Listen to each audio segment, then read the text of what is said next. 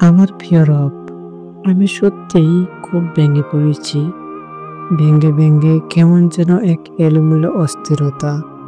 জীবনটা আর আগের মতো চলতে পারছে না। সবকিছু কেমন যেন অন্ধকার, দিশেহারা, নিঃস্ব।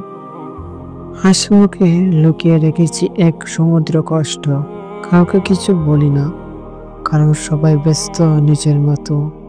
তবে আপনি জানেন আমার ভাঙা মনের প্রতিটা আওয়াজ। আপনি জানেন আমি কতটা অসহায়।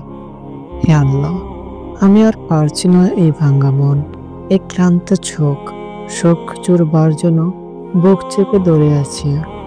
আপনার দয়া ছাড়া আমার আর কিছুই নেই। আমাকে ধৈর্য ধরার তৌফিক দিন, এই কষ্টগুলো সহ্য করার শক্তি দিন। আপনার ফয়সালার রাজি থাকার হিম্মত দিন।